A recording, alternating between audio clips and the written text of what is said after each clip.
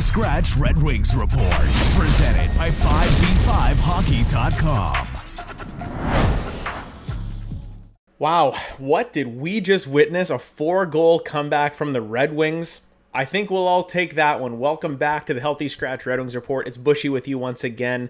Lots of stuff going on today. Alex DeBrincat gets his first goal of the year after hitting 400 crossbars already.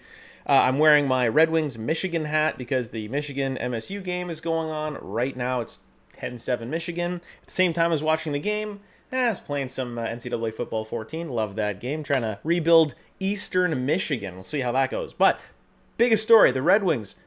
Another stinker performance in the first half of this game. They went down 4-0 to the St. Louis Blues very quickly. 2 goals in the first period, 2 goals in the second period. And the Red Wings were dead in the water. I mean, Jordan Kyrou gets a power play goal. Jake Neighbors gets a couple, one in all alone, another one on a tip. And Pavel Buchnevich also gets a power play tip-in goal. Not a whole lot that John Gibson could do, and a lot of people that are going to blame the goaltending on this one. Once in a while, you get bailed out by that. He bailed us out in the third period. I think it was Jordan Kyrou again, was in all alone. And blown coverage by Bernard Docker and Johansson. He was wide open out in front and had 2 saves. Gibson kind of saved the game with those 2. So the situations where the Blues actually got some of these goals, I mean, power play goals, it's hard to blame the goaltending. Like, they should score. It's a power play. They have one more guy than you.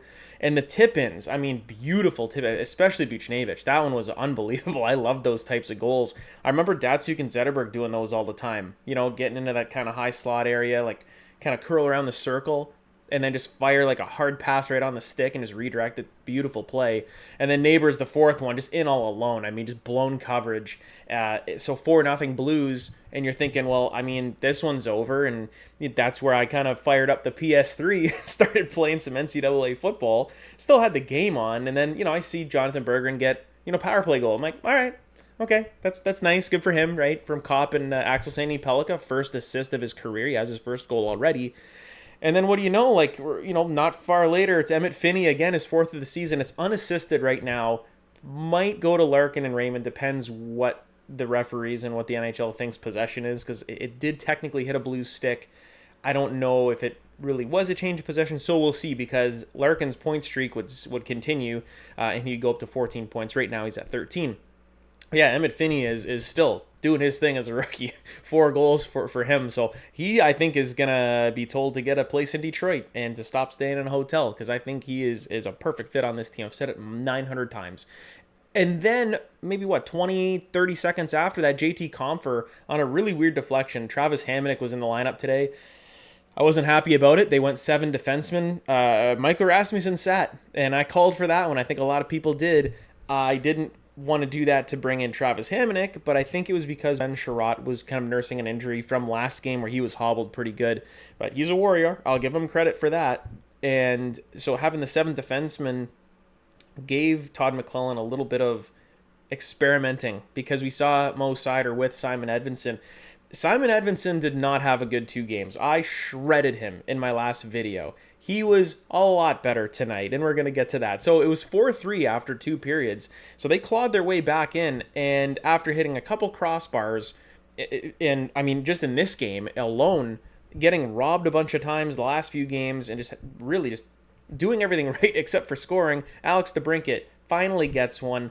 Really nice shot, cut in, from the left side, kind of a little turnover in the neutral zone, cuts across the blue line, and just a laser beam, just low blocker, which is a perfect spot to put it every time. Beats Binnington, tie game. So they come all the way back, and maybe last year and the year before and the year before that, I would have said the classic Red Wings would have clawed all the way back and then would lose in regulation. Not this time. Simon Edvinsson gets the goal from Compher and Berggren. So Compher and Berggren, a couple points each there. And a little bit of a floater from the point. And sometimes you need the puck luck, and the Wings got it tonight. So 5-4 there, and then, Marco Kasper takes a penalty, puck over the glass. Not super smart. Obviously, I don't think he tried to do that, but, not a great time to be flipping it over the glass. Blues go on the power play. The Red Wings have a really nice kill. Dylan Larkin had a nice rush and kind of break up to kind of kill 30 seconds of that power play. And then Edvinsson is notorious at doing this in the very specific corner, from the left of the goaltender in the corner, getting it, whirling around, and just firing it down the ice and hitting it dead center every time. It's the second time he's done it this year. He's done it last year, I swear. It's happened a few times. But I mean, if he's the one that's got it, I would actually put money on him hitting the empty net. So he had 2 goals today, played a lot better defensively. I mean, the whole team was not playing good in the first half of this game. And Todd McClellan took a timeout and was ripping into this team. And it was like pretty refreshing to see.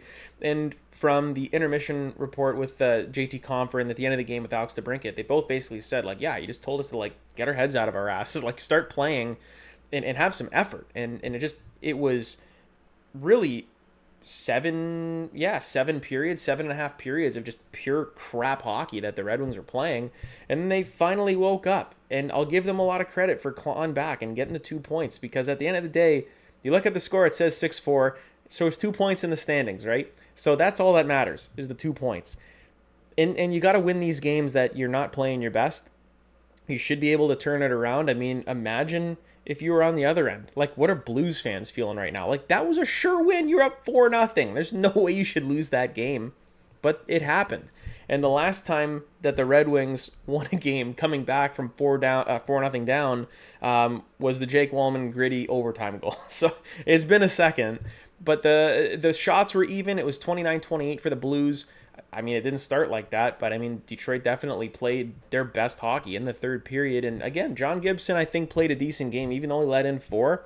I can't really fault him a lot for the ones that did go in. Like, sure, do you want to stop those? Yeah, but I mean, I'm not going to fault the goalie for extreme defensive breakdowns and lapses and mistakes and turnovers. Like, he's going to bail you out a few times, but not every single time. That's just, it's not sustainable. So I thought it was a very entertaining game in the second half.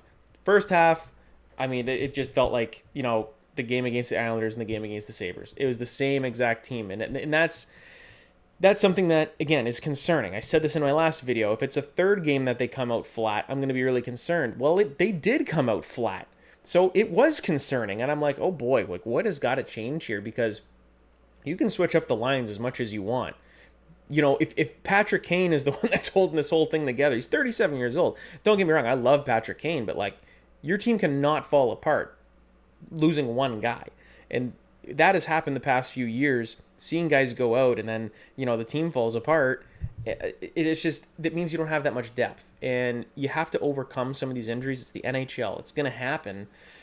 Want to get Kane back as quickly as possible, because he just helps out that scoring. He plays so well with DeBrincat, and I think we're gonna have to get Marco Kasper going here, because he's also right now not playing the greatest, in my opinion. Obviously, not really showing up on the score sheet as well. I think not having Kane is a big factor for him, because he's not really like a pure playmaker.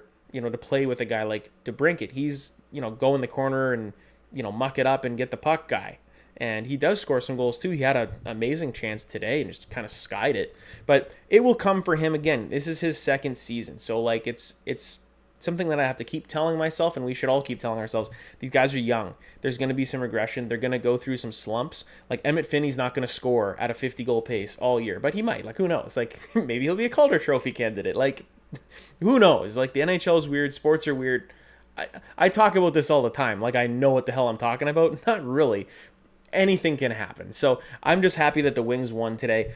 How did you guys feel about the game? Was it a roller coaster for you, just like me? Because if it was, let me know how you were feeling after it was 4-0, and let me know how you know after it was 6-4 and they won the game. So definitely leave a comment. I like talking with you guys. Like the video, subscribe if you want to see more Red Wings content from me. I'm posting a lot more this year just because I have the time and I got the setup. So until the next Red Wings game, hopefully they start faster than they did today and we get the 2 points. But until next one, I'll see you guys in the next one. Go Red Wings.